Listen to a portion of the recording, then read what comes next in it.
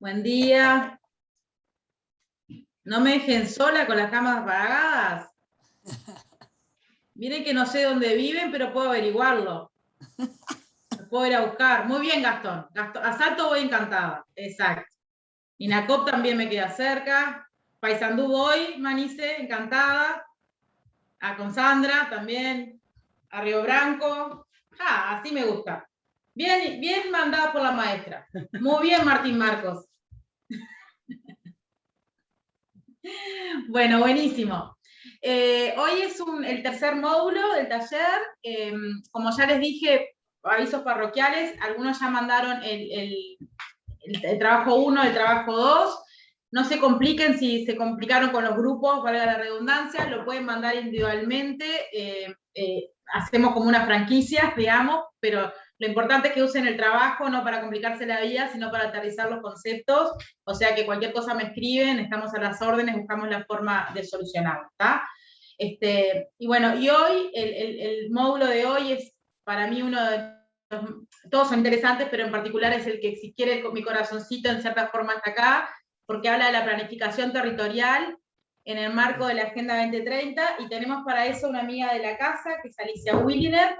Alicia es investigadora senior y funcionaria de IPA hace más de 16 años, es licenciada en Historia Americana por la Universidad del Litoral, es de Santa Fe, o sea, es de la parte de Argentina que nosotros queremos. Hay algún argentino acá, ya me hacen bull, ¿no? Ya está, me bajan, estoy cancelada. Bueno, es máster en Administración por la Universidad Católica de Chile y es doctora en Historia Latinoamericana por la Sorbona y Access. Así que, Alicia, todo tuyo la clase de hoy.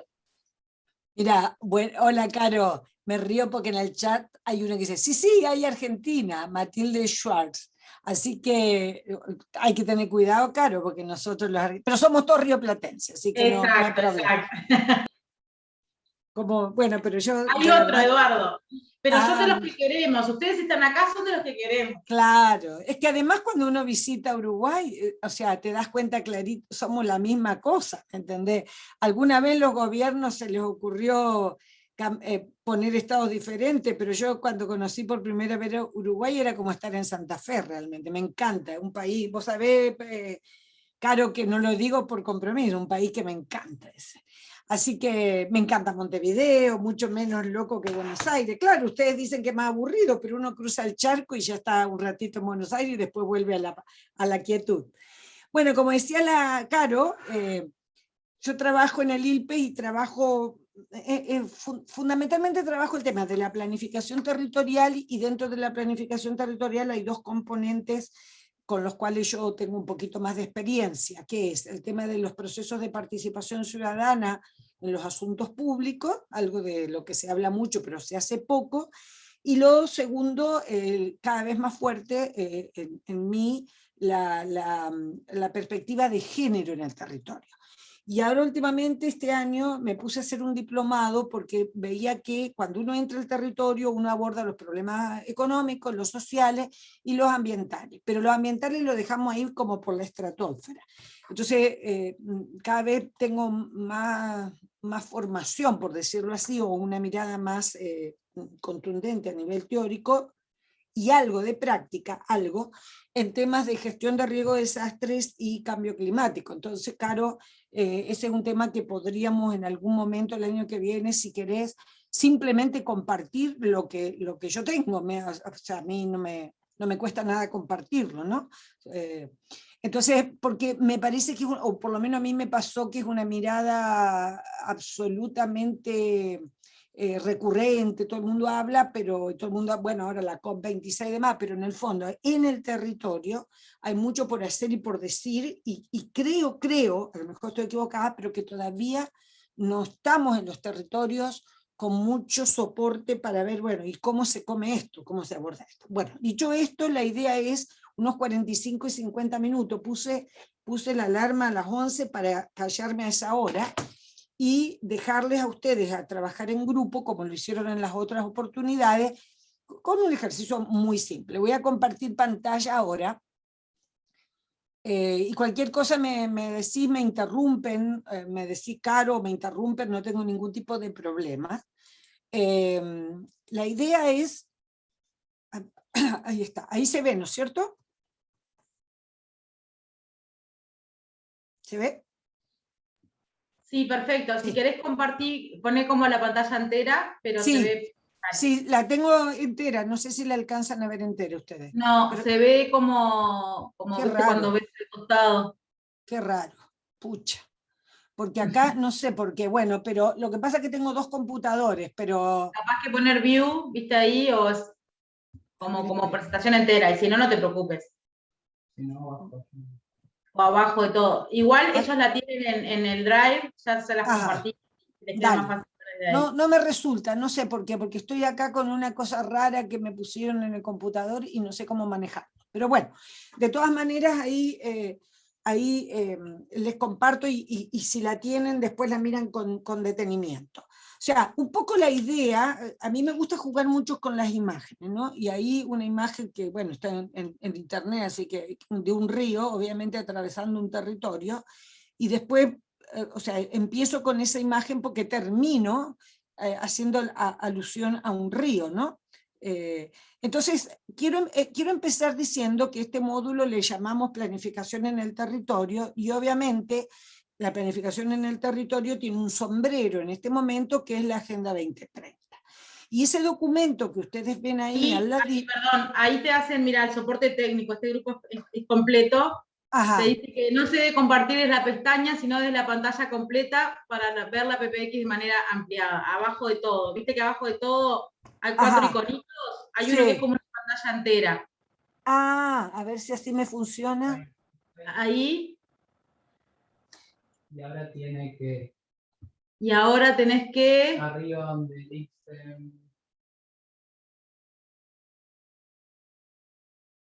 Porque ahora yo no la veo. No la veo ni en mi pantalla grande. ¿Ustedes la ven? Complicado.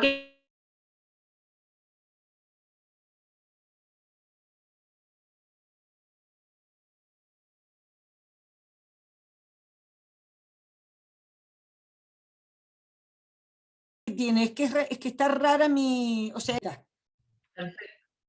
ahora sí. Esperamos que la comparta entonces Carolina. Ahí, Yo no la veo todavía.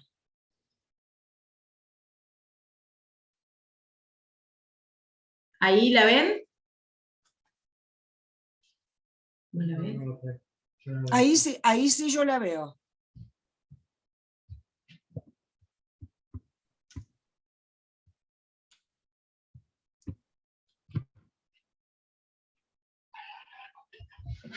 Ahí se ve completa. Yo no la veo completa. No sé, ahí sí, ahí sí.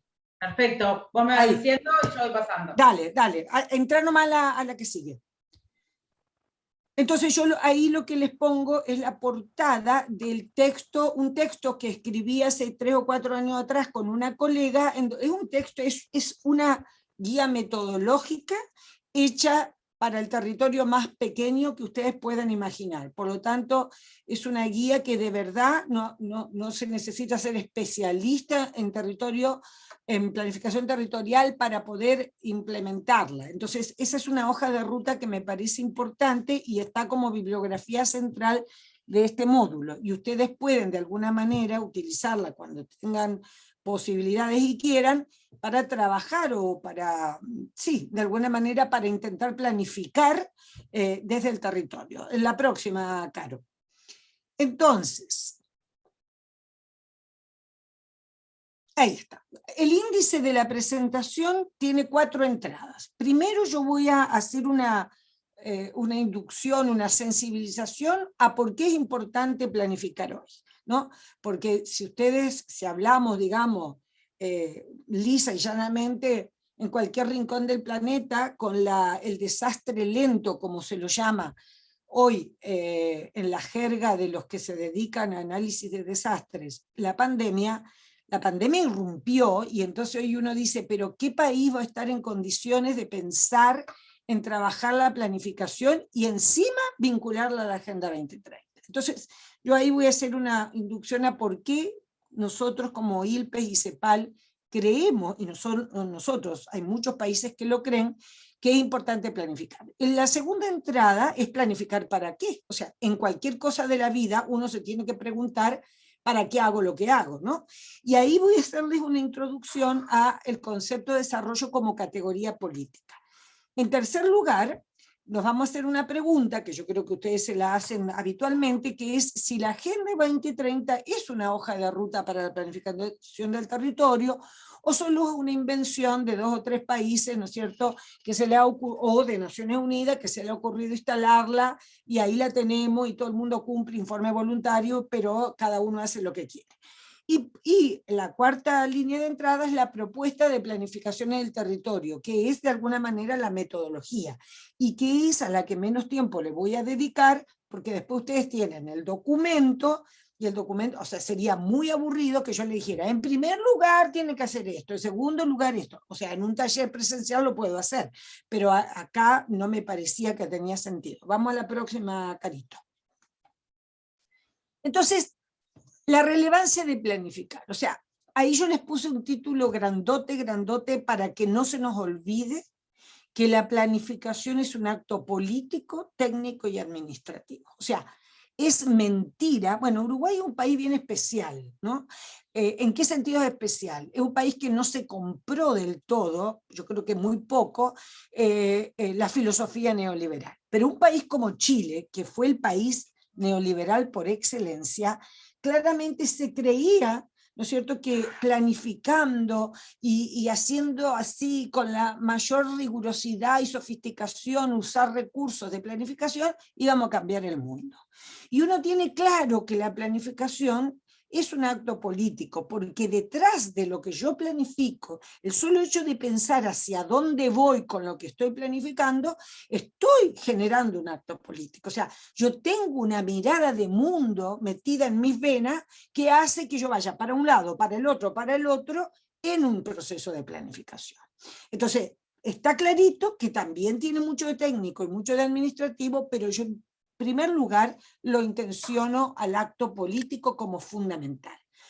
Una planificación tiene que tener 2 cosas fundamentales: velocidad y dirección. O sea, el plan es un programa que responde, yo pongo ahí, el plan es un programa que responde a una idea simple.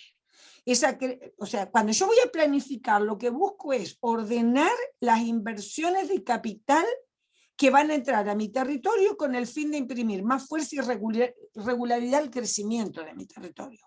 Puede entrar inversiones de capital extranjero, puede entrar recursos del gobierno nacional, podemos habernos ganado proyectos, pero en el fondo necesito para de alguna manera mover la rueda y que el territorio crezca y se desarrolle, que esos son otros 2 conceptos que entran en contradicción, pero creo que son complementarios, tiene que haber una velocidad.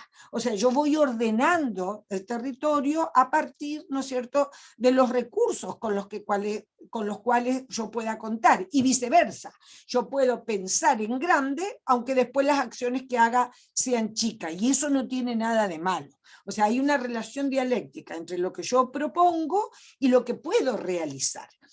Y el segundo componente de la planificación, que a mí me parece que es el fundamental, es que la planificación tiene que tener una dirección. Cuando yo digo una dirección, debe suponer un proyecto de vida, porque en el fondo, cuando yo planifico el territorio, lo que pretendo como último fin es que la gente, incluyéndome si vivo en el territorio, que la gente que vive en el territorio mejore su calidad de vida. Por lo tanto, ¿no es cierto?, esa dirección supone, ese proyecto de mejora de calidad de vida tiene que tener una dirección X, ¿no?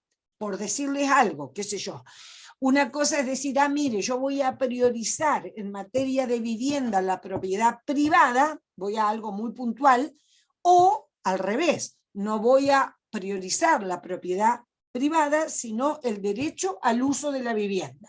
Y por tanto, si alguien encuentra una casa, estoy diciendo algo bien terrorista para algunos, pero si encuentra una casa vacía y la ocupa, es muy difícil que se la pueda sacar, porque el marco legal yo sé que a nivel territorial uno no puede decidir eso, pero estoy dando un ejemplo bien paradigmático.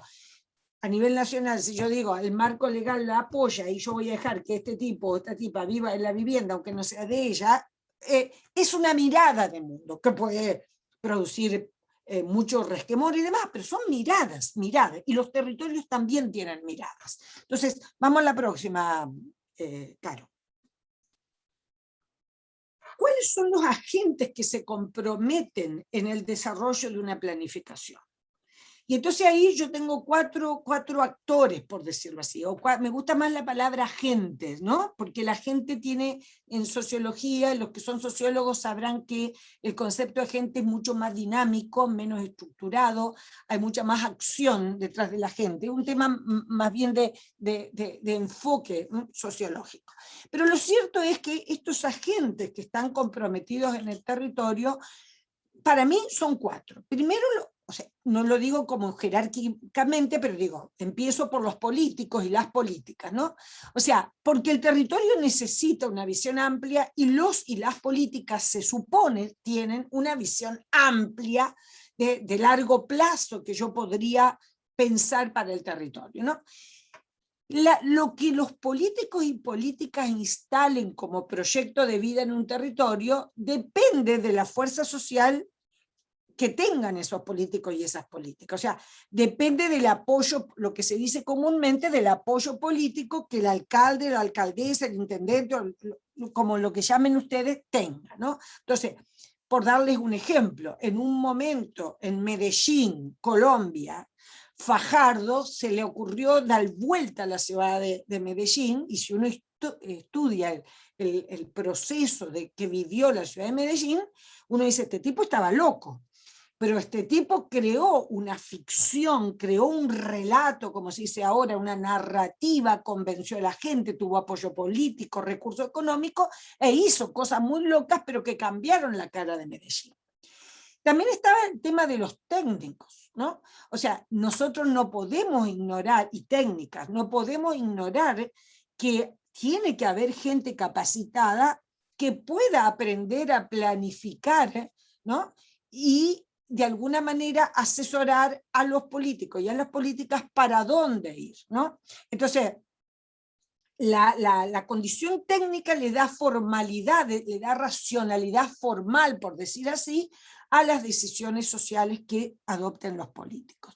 Y luego están los burócratas, o sea, el staff que tiene el municipio, que tiene la ciudad, que en general están muchas veces preocupados por la estabilidad y por la seguridad, ¿no es cierto? Y que muchas veces resisten los cambios, porque tienen miedo de que sean denunciados por malversación de fondos, que tengan miedo de que el procedimiento administrativo no es el correcto. Entonces, esos tres personajes que están dentro de la estructura gubernamental de un territorio son importantes de tener en cuenta. Y junto con esos tres personajes que conviven muchas veces y que muchas veces se superponen, puede haber técnicos que devienen políticos, puede haber burócratas que son técnicos o burócratas que son solo burócratas, o sea, funcionarios de 30 años de un territorio que le interesa poner sellito y nada más, lo digo como caricatura.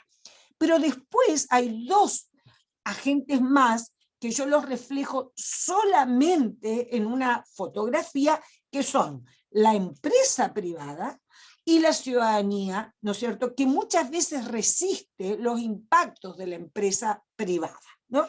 Hay un cartel, defendamos juntos, no a la minería, defendamos juntos la vida, esa dicotomía que hoy explota y va a seguir explotando cada vez más entre darle trabajo a un territorio y contaminar el territorio, que muchas veces en el discurso se dice, no, pero es que no son contradictorios.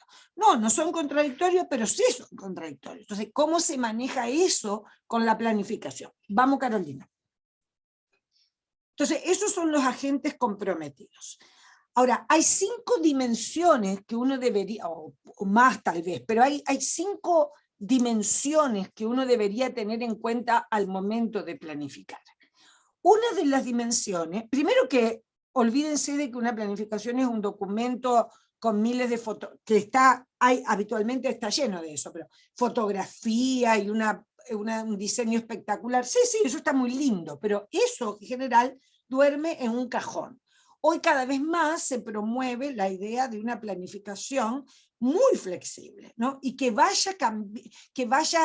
que tenga una estructura, pero que de alguna manera vaya respondiendo a las contingencias del territorio, ¿no es cierto? Si llegó una inundación, si llegó la pandemia, si apareció un terremoto, si se incendió la localidad, obviamente esa planificación no puede ignorar, ¿no es cierto?, que eso pasó. ¿Y qué hacemos entonces? Entonces, hay 5 dimensiones que una planificación debería tener en cuenta. Primero, la dimensión de la correspondencia. O sea, y al costado, al lado, tienen una breve explicación de lo que yo entiendo por correspondencia, ¿no? Entonces, primero que la planificación nunca es una abstracción intelectual, no debería serlo, ¿no? Sino que debería tratar de reflejar, ¿no?, en su cuerpo, en su documento, lo mejor de la realidad socioeconómica, medioambiental del territorio. Y ustedes me dirán, no, pero eso ocurre. No, no ocurre tan habitualmente. Por ejemplo, en Chile, un país en el cual yo vivo hoy, hace 20 años, en una época, hace como 10 años atrás, había muchos recursos del Estado y entonces a los gobiernos regionales, un país unitario, igual que Uruguay, a los gobiernos regionales, a los entes regionales, se les ocurrió establecer fondos para que cada municipio haga su plan de desarrollo. Y era cualquier cantidad de plata. O sea, hubo municipios grandes que recibieron hasta $200.000, imagínense. Entonces, ¿qué hicieron los municipios? Algunos no, pero la mayoría contrató a una consultora, cuanto más top, mejor, para que les haga el plan de desarrollo. Y entonces debían rendir cuenta de los fondos y el librito de colores con fotito a la instancia regional. Entonces, por supuesto que no tenía sentido. O sea, era cumplir con algo que se demandaba en la estructura gubernamental. A eso me refiero con correspondencia. O sea, que el plan corresponda a la realidad del territorio. La segunda dimensión que me parece fundamental es la idea de totalidad analítica. Nosotros en general, y eso lo dice Carlos Matus, pensamos vivienda, salud, educación, seguridad alimentaria, como temas, ¿no? Y entonces resolvemos como temas. Esa es una mirada cartesiana que nosotros recibimos desde el academicismo francés, ¿no? Todo el Río de la Plata, de alguna manera ha sido influenciado, y América del Sur en general, por ese cartesianismo que nos hace pensar en sectores. Y entonces, y además el aparato gubernamental está pensado en sectores. Ministerio de Agricultura, Vivienda. ¿Cómo ponemos a conversar eso? Y yo algo de eso sé de Uruguay cuando pusimos o quisimos poner a conversar a 9 ministerios para abordar la región centro, ¿no? O sea, cómo hacer o cómo complementar la entrada de la UPM a la papelera en Durazno y su sistema de localidades. Entonces, eso es histórico. En los países de América Latina los sectores, y en otros países del mundo desarrollado también, pero aquí con mucho énfasis, son como ¿cómo les diría? Como fundos, como estancias, en donde cada ministerio tiene su estructura, y muchas veces cuando hay coaliciones de gobierno, ¿no?, y ustedes lo vivieron como cualquier país, además son terreno de la democracia cristiana, el Partido Socialista Popular, la derecha, o sea, los ministerios muchas veces cuando hay coalición política se reparten así. Y entonces, ¿hay capacidades? Sí, pero también hay mucha operación política y eso no nos lleva a tener una mirada y una voluntad política analítica. Y en el territorio eso se reproduce, a menor escala se reproduce. Entonces, una de las cosas que dice Matus es que hay que pensar no en temas, sino en problemas, ¿no? Cuando yo pienso en la seguridad alimentaria, eso es un problema. Y si lo abordo así, y no lo abordo como, no, es un tema de alimentos, sino que lo abordo como un problema en donde no solo supone el acceso a la alimentación, sino la educación en torno a la alimentación, la prevención, o sea, ahí tenemos el Ministerio de Salud, no sé, fomento productivo, industria, o sea, cuando yo abordo eso de esa forma como problema y no como tema, podemos encontrar algunos mejores logros. Una tercera dimensión a tener en cuenta es el equilibrio. El papel de la planificación es reconocer, ¿no?, que los desajustes que presentan los fenómenos sociales son inherentes al devenir histórico. O sea, yo lo que quiero decir con esto es que cuando yo armo una planificación territorial tengo que pensar, esto es lo que escribimos y lo que pensamos colectivamente para este territorio. Pero hay un devenir histórico, o sea, hay una irrupción de los fenómenos sociales que no los controlamos por más que seamos los mejores, los recontra mejores planificadores.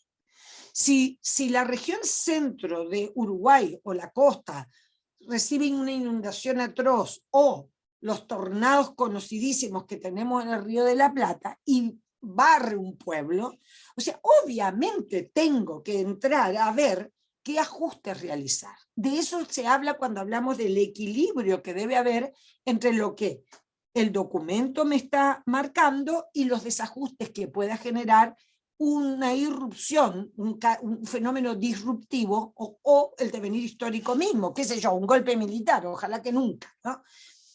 El cuarto elemento es el que un poco se complementa con el tercero, que es el tema de la racionalidad y la discontinuidad histórica. La planificación es un acto racional, donde yo digo diagnóstico, problemas, estrategias, acción. Es un acto de racionalidad humana que tiene detrás una ficción, un modo de ver el mundo. Pero, vuelvo a decirlo, hay un tema de discontinuidad histórica que hace que esa racionalidad en cualquier momento, ¿no es cierto?, me la toque guardar en el bolsillo y empezar a apagar incendios. Por eso yo ahí digo que la planificación, y lo digo ahí al costadito, es un acto o una tarea de formación de conciencia. O sea, ¿para qué me sirve? Para entender que ordenarme es importante, pero hay una acción material, ordenar mi pensamiento en el territorio para ver para dónde voy, entonces soy responsable del territorio, es importante, pero hay acciones materiales que ocurren y que son a veces a contrapelo de lo que yo planteé, ¿no? Y por último, la cuantificación operativa, o sea, cuando yo empiezo a recoger datos de Dios y María Santísima para armar un diagnóstico, me puedo perder en el bosque de datos. Claro, en los niveles subnacionales no abundan los datos. No es, o sea, es problema, pero creo que no es tanto problema cuando el territorio es pequeño. Pero los datos que yo recoja, sean cuantitativos o cualitativos, puedo recoger con encuestas percepción de la gente acerca de una determinada cosa y con eso puedo planificar en función de la percepción de lo que la gente me dice acerca de determinado tema. Tengo que focalizar, ¿no?, los datos que yo he capturado estratégicamente. No puedo enumerar todo. Vamos, Carolina, estoy retrasada, pero bueno, vamos. Entonces, el plan reduce, como cierre de esta primera entrada, el plan reduce las consecuencias de la improvisación. O sea, ¿para qué me sirve el plan? Cuando a mí me lo preguntan, reduce las consecuencias de la improvisación. Pero no necesariamente una planificación cambia el curso de la historia. Y eso lo tenemos que tener sumamente claro. Seguimos.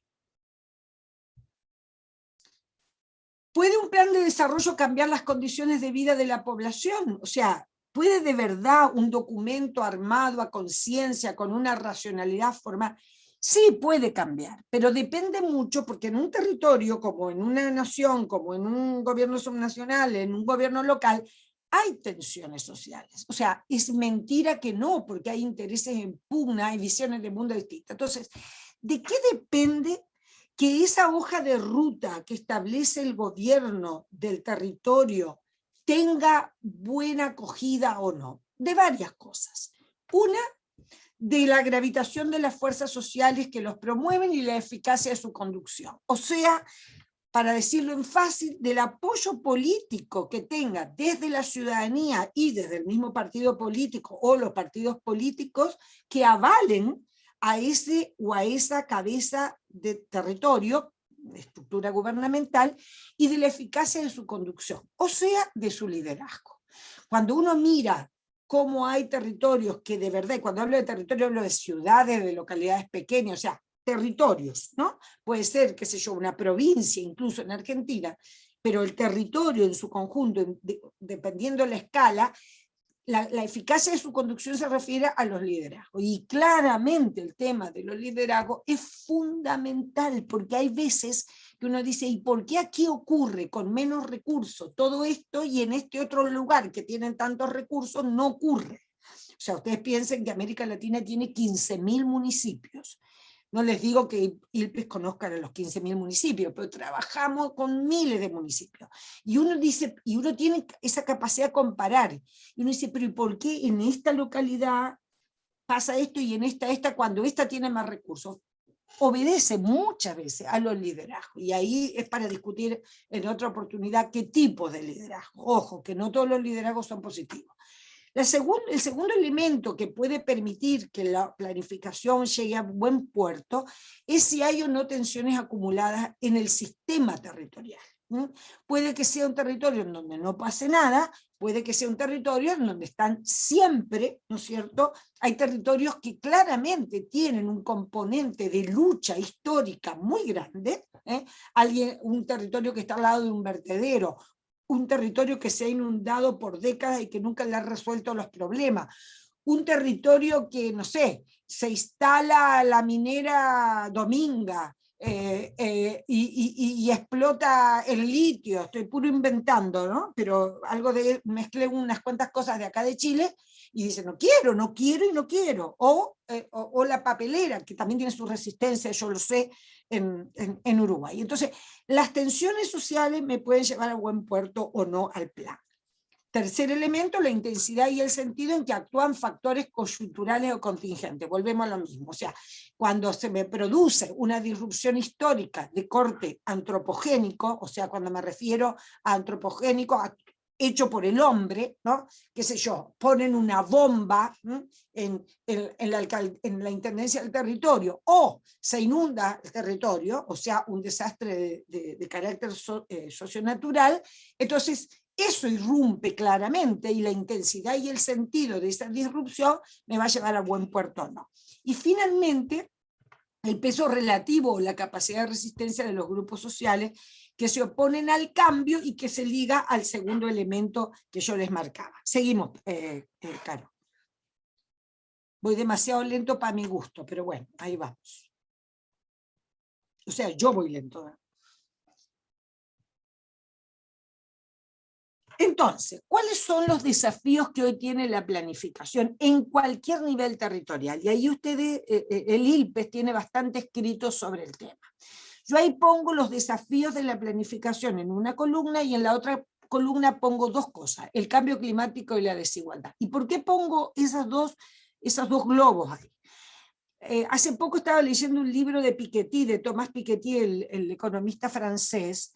Él tiene el famoso libro del Capital del siglo XXI, pero tiene unos cuantos más, y tiene uno sobre por qué es importante impulsar el socialismo, algo así se llama el libro, ¿no? Entonces me llamó la atención el título, y claro, y una de las cosas que Piketty dice en este momento, que de aquí a los próximos 50 o 100 años va a haber y hay, ya está, o sea, instaladísimo, dos graves problemas en la humanidad, dice él, que de alguna u otra manera hay que afrontarlos. El problema de la desigualdad, que en América Latina es muy grave, mucho más grave que en otros continentes, y el tema del cambio climático y los riesgos de desastres. Entonces, ¿por qué lo pongo al lado de los desafíos de la planificación? Porque yo entiendo que la planificación, entre muchos problemas que tiene que resolver, tiene dos grandes ejes, dos grandes techos, que son el tema del cambio climático y la repercusión a nivel territorial que esto tiene. Los dirigentes, los que asisten a la COP, no sé si han escuchado algo, dicen que si los países, miren lo que dicen, una cosa atroz, que si los países no llegan a ponerse las pilas para resolver los problemas del cambio climático, lo van a tener que hacer los territorios. Entonces volvemos a reproducir la idea de que sálvese quien pueda, porque el territorio que tenga recursos, y recursos no solo de plata, sino de cabeza para ver para dónde ir, lo va a hacer bien. Y el pobre territorio que no tenga ningún recurso, ni tampoco gente que se ponga a pensar en cómo hacerlo, tampoco lo va a hacer mal. Pero bueno, me voy del tema. Entonces, los desafíos de la planificación hoy son, para mí, 5. El ILPE escribió 4 y hace un añito yo le decía a nuestra directora, hay que agregar otro que me parece fundamental, que es el tema de la transversalidad. Y rápidamente, ¿qué es lo que quiero decir con esto? Cuando yo planifico el territorio, ojalá que lo pueda hacer con un criterio intersectorial. O sea, en un territorio pequeño es más fácil sentarme a que las estrategias y las acciones que yo piense, en lo posible las piense desde las miradas intersectoriales, o sea, resolver o plantear problemas, estrategias y acciones desde una mirada de intersectorialidad, lo que yo les expliqué, con los problemas como problemas y no como temas. ¿Cómo se hace? Se hace, pero se necesita mucho diálogo y poco ego. Y hay cada vez menos diálogo y cada vez más ego. Entonces estamos medio jodidos como humanidad. El segundo elemento es la multiescalaridad. O sea, eso en la realidad es difícil de hacerlo, pero por lo menos yo como gobierno local, si a mí el gobierno nacional o el departamental no me da pelota, que puede ocurrir por diversas razones, yo como gobierno local tengo que planificar pensando en una estructura que ha planteado el gobierno departamental y el plan de desarrollo o el plan de gobierno, si no tiene plan de desarrollo, o las líneas estratégicas que el gobierno nacional tiene. ¿Y por qué es importante esta conexión, por lo menos desde el territorio? Porque si no doy palos de ahogado, o sea, tengo que mirar un poco qué es lo que está pasando a mi alrededor para planificar. La dinámica multiactores, o sea, es imposible hoy, Europa lo está incorporando desde hace mucho tiempo, planificar el territorio si no sentamos a los actores a discutir de verdad sobre los problemas que queremos incluir en la planificación. El cuarto elemento es la intertemporalidad. Cuando yo voy a planificar, hay cosas que son urgentes, hay cosas que son de mediano plazo y otras de largo plazo. Cuando yo pienso en las estrategias de mi territorio, lo ideal sería que yo diga, bueno, a ver, ¿cuáles son las estrategias del primer año? ¿Cuáles son las estrategias que tengo que poner en marcha en el segundo o tercer año de gobierno? ¿Y cuáles son las de largo plazo, lo que dure mi gobierno? Y finalmente, el desafío de entra todo. ¿Qué quiere decir transversalizar? Quiere decir que la transversalidad en sí mismo no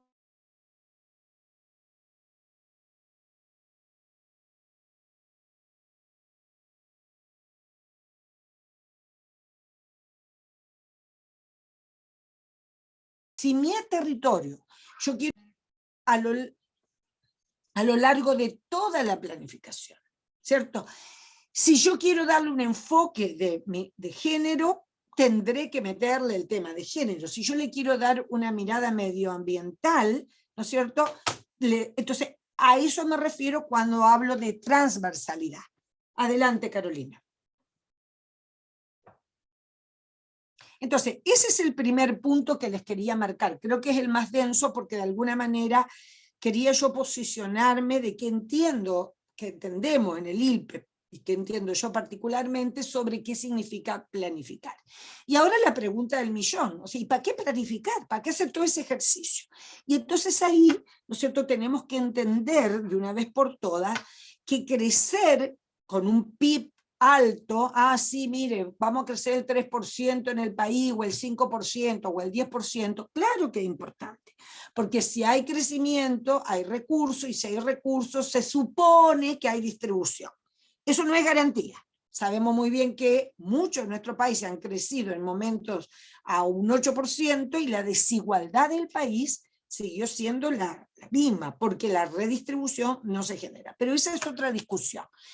Pero sí entrar al concepto de desarrollo como categoría política, ¿no? O sea, el crecimiento es importante, pero el crecimiento necesita de distribución, la riqueza necesita distribuirse, lo que no significa que digamos así, al rico le sacamos, ¿cierto? Y le distribuimos al pobre. Puede haber algo de eso, puede haber miradas de esa, pero acá es mucho más que eso. Cuando el país genera producto, cómo se distribuye el producto. A eso me estoy refiriendo. Vamos, Carolina. Entonces yo ahí les comparto, aunque no me voy a detener porque si no estaremos 5 horas, pero les comparto esto para provocarlas y provocarlos en cuanto a si les interesa algo de esto, puedan leer sobre esto. En esto que yo les muestro, están de alguna manera, creo yo, el listado completo de quienes, no sé si están, yo creo que sí, que está completo, puede faltar alguno que otro, pero de una mirada acerca del desarrollo en la región de América Latina y el Caribe. O sea, yo no estoy hablando de cómo concibe el desarrollo Europa, no, sino América Latina. De eso, o en eso trabajamos en la CEPAL. Entonces, la primera corriente que discute el tema del desarrollo es la teoría centro-periferia, que se instala en América Latina a través de la CEPAL en la figura del economista argentino Raúl Prebisch. Puede ser muy discutible, pero en el fondo toda la teoría centro-periferia hace referencia a de que hay centros hegemónicos de poder económico y político y una periferia, como es la América Latina, ¿no es cierto?, que no es hegemónica, sino que muchas veces está subordinada, ¿no es cierto?, a esa hegemonía central. Y hay algunas reacciones frente a ese poder hegemónico, que son elementos contrahegemónicos, o sea, elementos que llegan a discutir esa lógica, esa dinámica centro-periferia, y generan figuras como la de Celso Furtado, un economista brasilero, que obviamente, lo que les digo, lo de Raúl Prebisch y su teoría de centro-periferia, lo pueden consultar en el repositorio de la CEPAL. Ustedes ponen en Google repositorio CEPAL y van a encontrar de Prebisch y de todos, hay más de 40.000 libros escaneados gratuitos para el que quiera. Y entiendo que la Fundación Celso Furtado en Brasil tiene algo parecido. O sea, Celso Furtado, un economista brasilero que también trabajó en la CEPAL, articuló, por eso lo tengo ahí en el medio, la mirada de centro-periferia que estableció Raúl Prebisch y dio paso, de alguna manera, con sus reflexiones. Él tiene un libro muy bonito que se llama La fantasía organizada. Búsquenlo. Me parece súper interesante leer si algún día tienen tiempo. Y él hace como el pase, la articulación con la llamada teoría de la dependencia. Una teoría, ¿no?, que surge como en la década de los 80, sí, entre los 70 y los 80, y que tiene como representante a Antonio dos Santos, a Fernando Cardoso, el que fue presidente de Brasil, a Enzo Faleto, un chileno, a Osvaldo Zunkel, otro chileno, y a Pedro Paz. Aunque no lo crean, y lo van a ver después porque creo que lo tengo citado, Osvaldo Zunkel todavía vive y se pasea acá por la CEPAL, tiene como 95 años y la cabeza intacta. Todos esos textos, los de Osvaldo Zunkel y Pedro Paz, y los de Fernando Cardoso y los de Enzo Faleto, están en el repositorio de la CEPAL, así que ustedes pueden ponerlo como autor y lo pueden encontrar. Luego también irrumpe una línea de pensamiento nacional popular que es la de Aya de la Torre en Perú y la de Arturo Jauretche en Argentina. Arturo Jauretche es un pensador argentino, a mi juicio muy olvidado, que funda un movimiento que se llama Forja, Fuerza Orientadora Radical de la Juventud Argentina, después de que se da el golpe militar de Irigoyen, ¿no?, y empezamos a los tumbos entre golpes militares y salidas electorales, y Jauretche tiene unos escritos bien interesantes que uno puede obviamente leerlos en clave del siglo XXI. Hay muchas cosas que ellos reflexionan y que de pronto no podrían ponerse en práctica, pero otras les puedo asegurar que mucho más de lo que uno se imagina. Hay en épocas más recientes, y ahí pasamos a la próxima enseguida, Carolina, si querés pasar nomás, está la filosofía de la liberación de Enrique Dussel.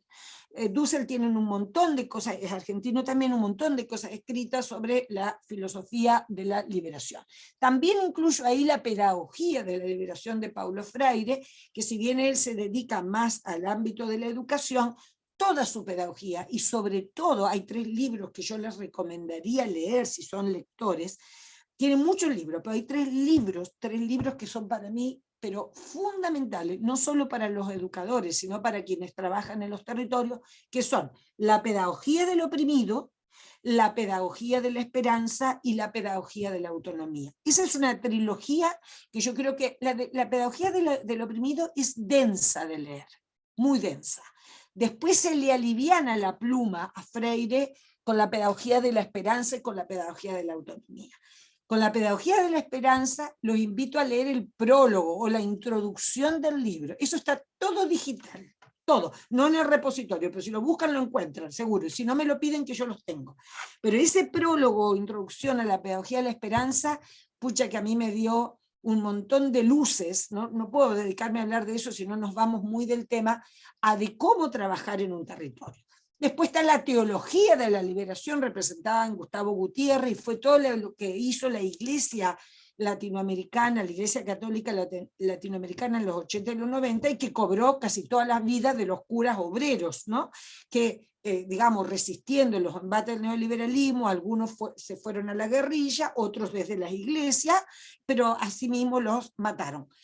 Después tenemos la marginalidad social de José Nun, el desarrollo a escala humana de Magnif, el saber ambiental de Enrique Leff, el postdesarrollo de Arturo Escobar, un colombiano, y tenemos ahí el buen vivir, esta idea del buen vivir que, digamos, teóricamente está escrita por Patricio Carpio y Eduardo Gudinas, y que es una línea de pensamiento que se compró el Estado de Bolivia y el Estado de Ecuador, cuando, si ustedes lo recuerdan, modificaron sus constituciones nacionales, y Ecuador habla del buen vivir y Bolivia del vivir bien, o al revés. Siempre me confundo, pero en el fondo la filosofía que hay detrás de ese concepto de desarrollo aparece de la mano de Eduardo Gudina y Patricio Carpio.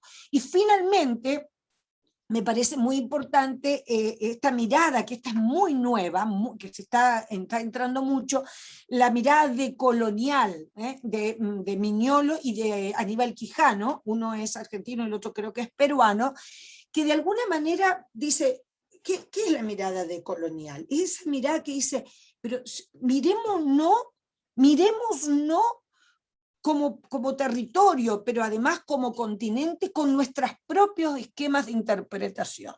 Y ahí pasemos a la otra, sí, pero quiero recomendarles que googleen, ¿no es cierto? Y ahí me quedo en esa, claro, ya llegamos a esa, pero hay un discurso, el discurso que hizo Gabriel García. A mí me gusta mucho la literatura, entonces siempre trato de meter cosas como esa. Entonces, el discurso que hizo García Márquez cuando recibió el Premio Nobel de Literatura en la Academia Sueca, búsquenlo en internet, porque tiene unos párrafos, y hay un párrafo en donde justamente dice que si seguimos pensándonos con marcos de interpretación ajenos a nosotros, estamos muertos, ¿no? Entonces, eso es el pensamiento decolonial, y que también lo tomaba Celso Furtado, diciendo, ¿somos desarrollados o subdesarrollados? ¿Y qué significa ser desarrollado o ser subdesarrollado? Entonces lo que dice Celso Furtado, yo no me puedo comparar con el espejo europeo. Europa tiene un tipo de desarrollo. Si vamos a medirnos todo el tiempo con lo que hace Europa o el sudeste asiático, nunca vamos a llegar a ese desarrollo, porque probablemente nuestro desarrollo tenga otras características. O sea, desarrollarse no significa ser como los europeos o como el sudeste asiático. Desarrollarse, se supone, lo dicen casi todas estas corrientes que les estoy presentando, es hacer que la mayor cantidad de gente posible, en el equilibrio mayor posible, una utopía absoluta, pero de eso tenemos que vivir, ¿no? Bien lo decía uno de los compatriotas de ustedes, es que la gente viva mejor. Entonces, otra idea que quiero instalarle es que uno no puede pensar el desarrollo desde el territorio si no es situadamente. ¿Y qué quiere decir situadamente? Pensar mi territorio situadamente es pensar cómo voy a trabajar ese territorio con lo que tengo, y pensando que puedo captar nuevos recursos económicos, humanos, culturales, pero el desarrollo supone, y por eso ahí lo digo, un proceso de construcción social complejo que a través de acuerdos, de instrumentos y de estrategia va mejorando las condiciones de vida. Eso es el pensar situado, pensar con lo que tengo, pensar de acuerdo a lo que tengo, por más que el escenario que tengo no sea del todo aplaudido. Seguimos, Carolina.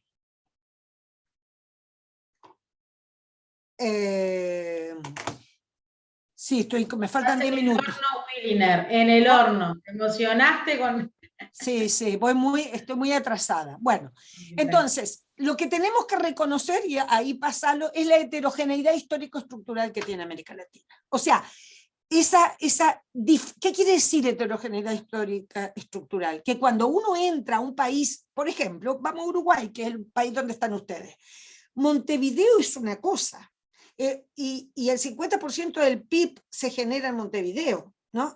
Mientras que en los 3 departamentos de donde está esta intervención en la región centro de la UPM, debe generar el 10% del PIB. No me acuerdo bien, pero quiero decir con esto que cuando uno se mete, o sea, si yo me pongo a comparar Brasil con Argentina, con Uruguay, con Bolivia, con Venezuela, con México, todos son distintos, cultural, económica y socialmente, pero además, adentro de cada país hay diferencias muy grandes. Entonces, a eso me refiero cuando hablamos de que América Latina no debe olvidar, hasta cuando planifica, de la heterogeneidad. Pasa al otro, Carolina. Y eso, esa es una foto, no, anda para atrás un poquito. Esa foto es muy importante para mí. Es una foto, la saqué yo a las 2. Es una foto del estallido social en Chile en octubre del 2019. El país más rico en términos de PIB per cápita de América Latina, donde parecía que todos éramos felices y que no había problema. El país que junto con Inglaterra y con Estados Unidos creó las condiciones para establecer la doctrina del shock neoliberal. A la izquierda ven una foto de un cartón, de una caja de cartón, en puño y letra, escrito las demandas de la ciudadanía, que no las voy a leer. Y a la derecha un cartel en donde me interesa mucho marcar que la gente no solo pedía eso que enumeran ahí, sino, fíjense, la consigna era lucha hasta que la dignidad se haga costumbre, porque la gente no solo pide plata, la gente pide ser reconocida como iguales. Lo que cada vez menos se aguanta la gente es los privilegios de clase. Eso cada vez se aguanta menos. Ahora sí, Caro, a la próxima. Entonces, lo importante de esto, ¿no es cierto?, es que la manera de conversar, de trabajar en torno a una planificación exige de pactos sociales para la gobernabilidad. O sea, ¿cómo me pongo de acuerdo en el territorio para pensar conjuntamente ciertas estrategias? Seguí, Carolina. Difícil, yo sé. O sea, estoy segura que deben estar diciendo, esta está loca. ¿Cuáles son las condiciones para generar los pactos? Vamos para adelante. La necesidad de un diálogo social. O sea, eso que parece tan, qué fácil de hacer, es terrible, ¿no? La acción transformativa puede ser desarrollada, lo puse en letras rojas, en un territorio solo por los participantes quienes construyen su propio aprendizaje colectivo. O sea, si yo establezco como autoridad relaciones de dominación, eso, como lo digo ahí, inhabilita la comunicación. Si yo digo, vamos a ir por ahí, y preguntan por qué, y digo, porque yo mando, o porque yo lo creo así, y porque así es, ese discurso cada vez va a generar más resistencia. O sea, lo que puede garantizar acuerdos mínimos son los procesos de diálogo en un territorio. Seguí, Carolina. Y ahí tenemos la idea del diálogo intersubjetivo, ¿no?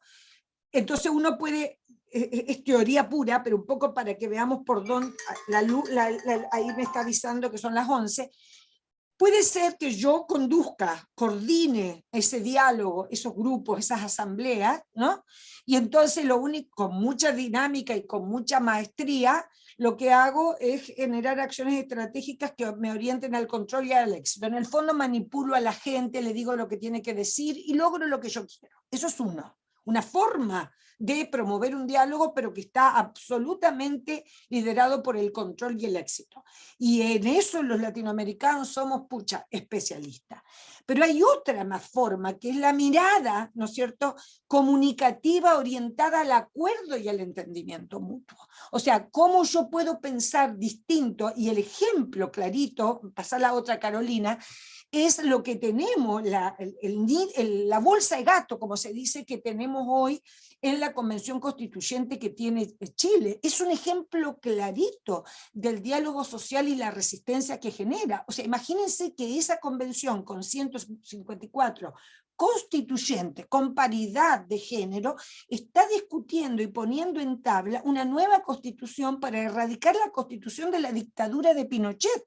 Entonces la derecha chilena está copando todos los medios de comunicación y haciendo, pero hasta mirando, perdónenme lo coloquial, el color del calzón que usa la presidenta, no, es pura mentira, pero la presidenta de la convención, o sea, una cosa irrisoria que cómo se puede meter, pero es meterle a la gente, ¿no es cierto?, a través de los medios de comunicación tradicionales, que esa convención es una bolsa de gato. ¿Es una bolsa de gato? Claro que es una bolsa de gato, porque hay 154 tipos o tipas que representan miradas diferentes. Pero por suerte los medios de comunicación alternativos a través de las redes sociales se están encargando de estudiar la invasión que hacen los medios de comunicación de derecha para boicotear entonces están creando contrapoder, ¿no?, unas posiciones contrahegemónicas. Ahí solo le marco que el diálogo necesita de 4 tipos de competencia, lo voy a dejar porque ya estoy muy fuera de foco, pero al leerlo lo van a entender, y si no me escriben, y les puedo mandar un montón de literatura sobre el tema. Vamos, Carolina. La tercera cosa, llegamos a la famosa agenda. ¿Es la agenda una hoja de ruta? Vamos, claro, sigamos. Es una hoja de ruta. Evidentemente, ¿no?, cuando empezó el COVID, todo el mundo nos preguntaba de los países, pero ¿y a dónde, qué hacemos con la agenda? ¿No? O sea, si llegó la era del COVID. Entonces, obviamente uno puede estar convencido o no, pero represento a un organismo y no pienso por mí misma en este aspecto, entonces digo, claro, es una agenda universal, es una agenda civilizatoria, pero lo más importante, y eso sí que lo defiendo, es que es una agenda acordada por los países firmantes. No es la agenda de los ODM, ¿se acuerdan? Allá hace mucho tiempo, que era una agenda con 8 objetivos que había propuesto Naciones Unidas. No, ¿no? Esa es una agenda que la crearon los 169 países, ¿no es cierto?, firmando y diciendo, y eso por eso yo digo, que una vez en Uruguay un intendente me dijo, pucha, recién estábamos empezando con el rollo de la agenda, y me dijo, pero otro tema más. Y yo dije, no se equivoque, no es otro tema más. La agenda es un paraguas enorme donde se meten 17 ODS, 169 metas y 231 objetivos que resumen todos los problemas que tiene la humanidad. Obviamente que hay cosas que quedan por fuera, pero en general, cuando ustedes miran la agenda en su conjunto, en el fondo es un marco de acción. Seguí, Carolina. Entonces, hay que confiar en la agenda. La agenda es un instrumento. Hay que confiar en que la estructura gubernamental se ponga las pilas y haga algo para cumplir con los objetivos y las metas. La agenda es un instrumento, nada más. Dale, Caro. Bueno, eso era porque yo siempre hago algo para que no se duerman, ¿no? O sea, la joda es que faltan 9 años, ¿no? Hay un sentido de urgencia, y el secretario ejecutivo de Naciones Unidas, Guterres, dijo, estamos en la década de la acción, muchachos, muchachas, dejemos de hablar, está bien los informes voluntarios, pero a ver, ¿qué se hace en el territorio, no? Y ahí la UCI está trabajando, compilando, ahí la Carolina les puede contar, y nosotros estamos apoyando para ver, porque hay muchas iniciativas territoriales muy interesantes, pero como siempre, atomizadas, una por un lado, otra por el otro, y pucha, cada uno quiere hacerlo lo mejor y que nadie le copie, cuando debería ser al revés, ¿no es cierto? Seguimos.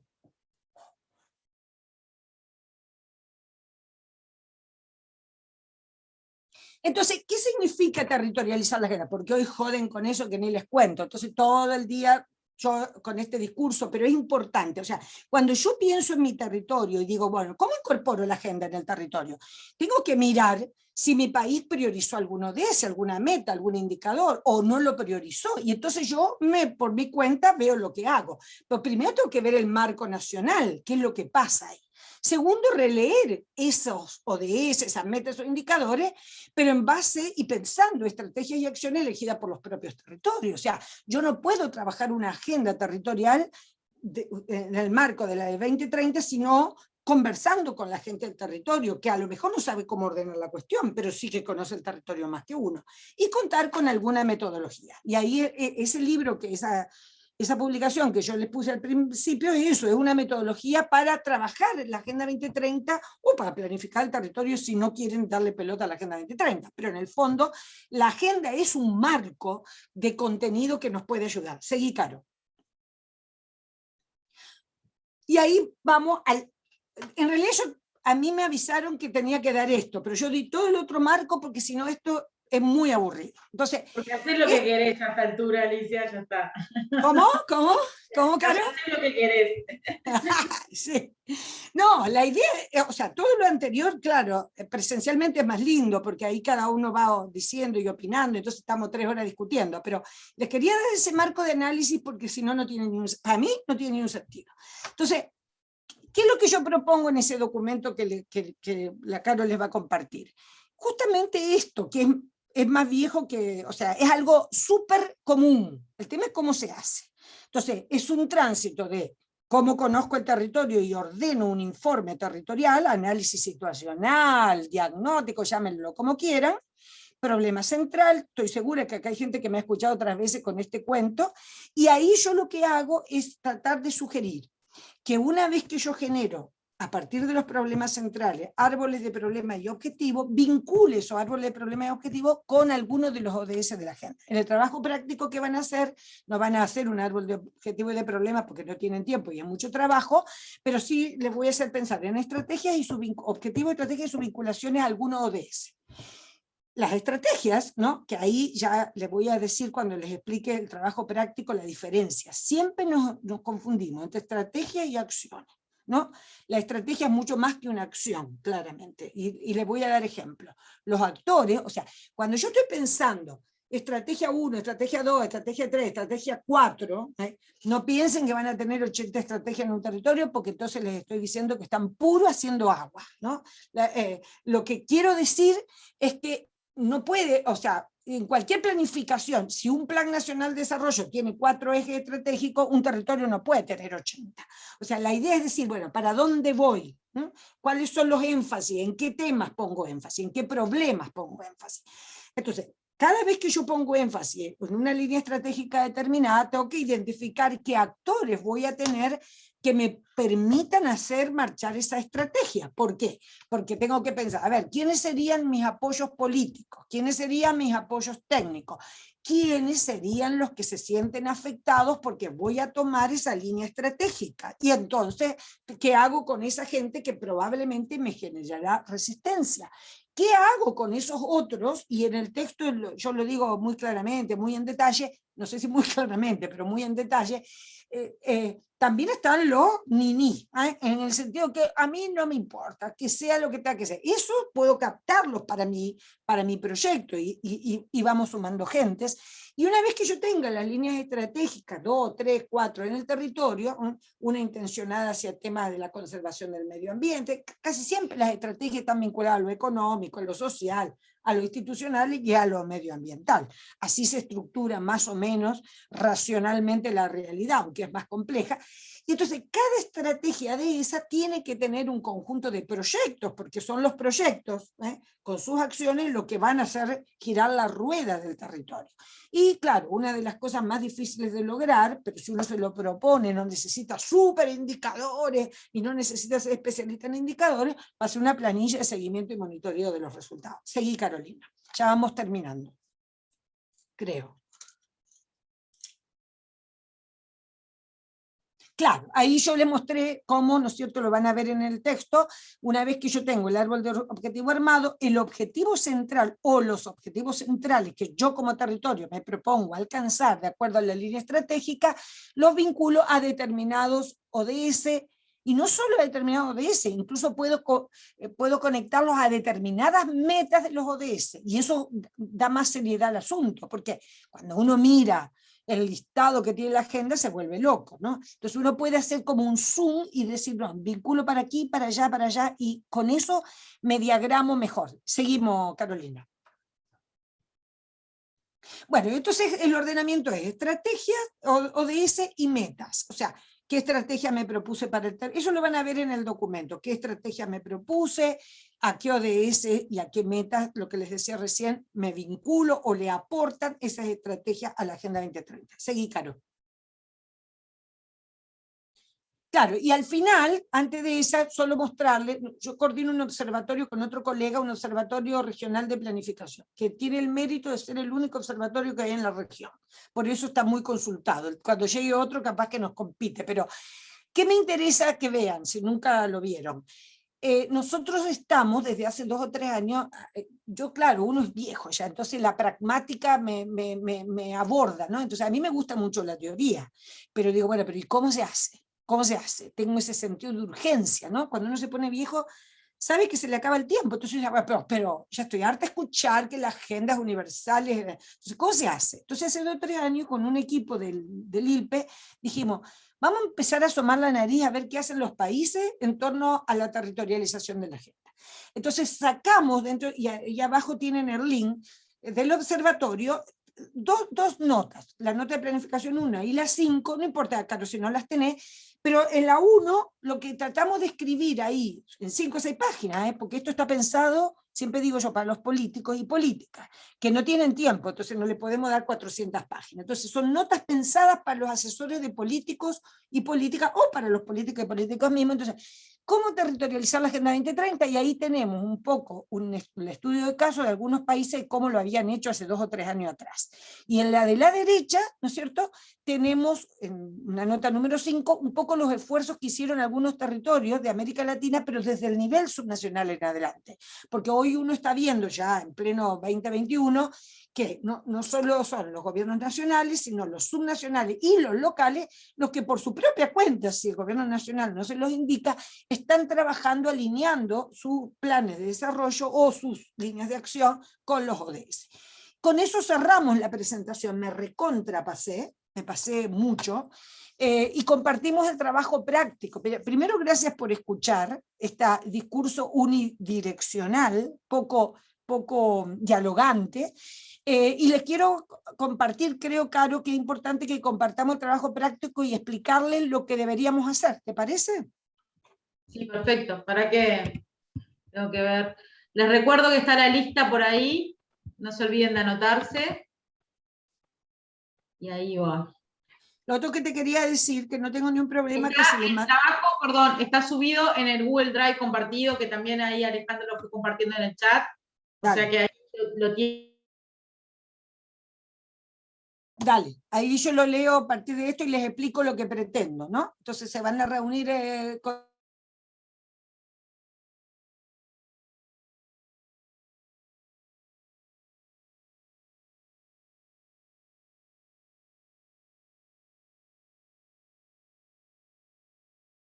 ¿Ustedes lo ven? Claro.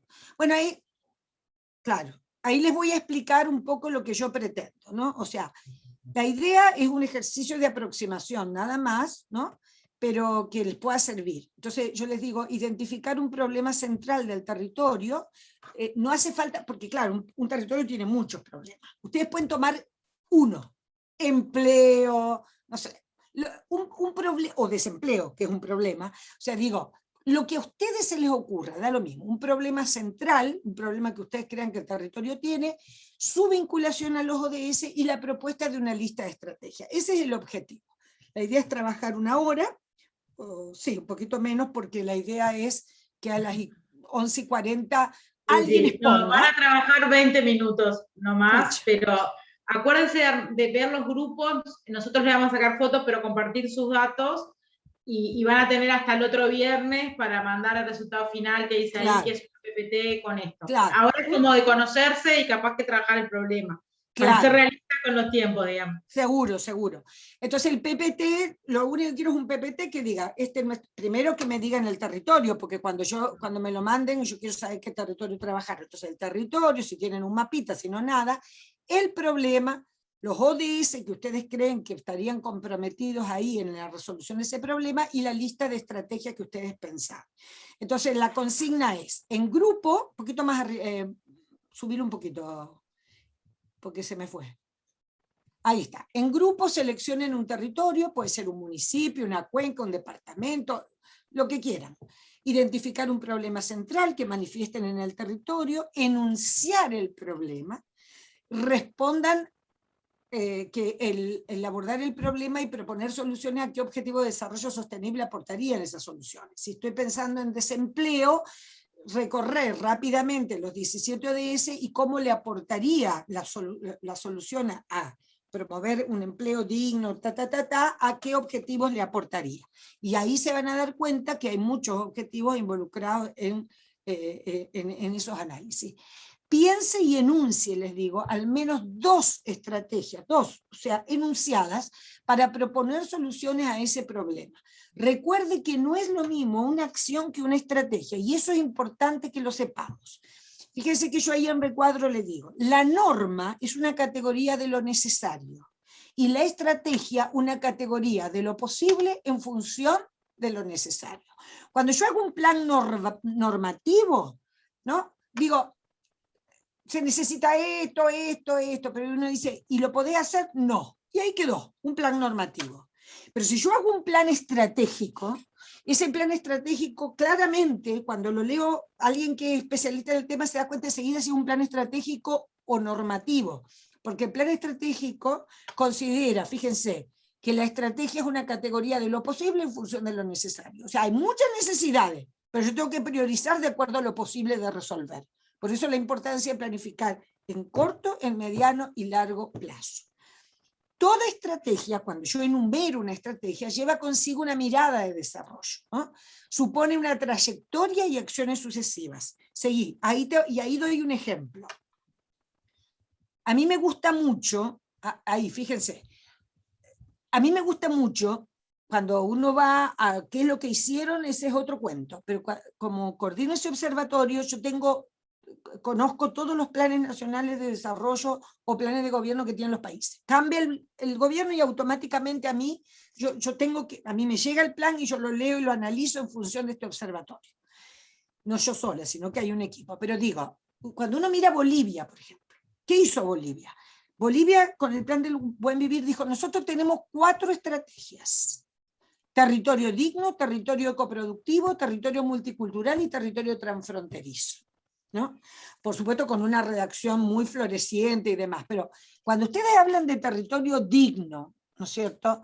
Pucha, uno dice, esa es una estrategia, porque estoy pensando en grande, no se olvide, mundo indígena, primer gobierno de un indígena, bla, bla, bla, el Evo Morales, ese plan al que me refiero es el de Evo Morales. Entonces, territorio digno, dice Morales. ¿Cuáles son las acciones? Y ahí le pongo algunas. Garantizar acceso a educación primaria y secundaria, creación de empleos formales, líneas de crédito hablando para emprendedores. Bueno, hay 10.000 cosas más, pero digo, cuando uno piensa estratégicamente, piensa en grande y piensa en modificar estructuras. Cuando uno piensa en acciones, son las acciones para que esa estrategia se cumpla en todo o en parte. Entonces, conclusión. Ahora nos despedimos, o sea, trabajan en grupo, volvemos a las 11:40. La idea es que piensen. 11, le damos 30 minutos, ¿te parece, Alicia? 10 dale, minutos. dale. Manejalo vos. Dale. Capaz que lo que hacemos es 30 minutos hasta 11:50 y algún grupo así, yo como me caracterizo democráticamente, elijo a dos personas para que compartan más o menos cómo viene. No se estresen, no tienen que hacer todo. Exacto. Porque el territorio y el problema, y si quieren, si charlar o las estrategias las pueden decir oralmente, no hace falta que armen un PPT, es para conversar por dónde va la discusión. Exacto. ¿Les parece? Bueno, lo mandamos ahora 30 minutos y después Dale. ¿Vos me avisás entonces por WhatsApp cuando volvemos? Perfecto. Dale.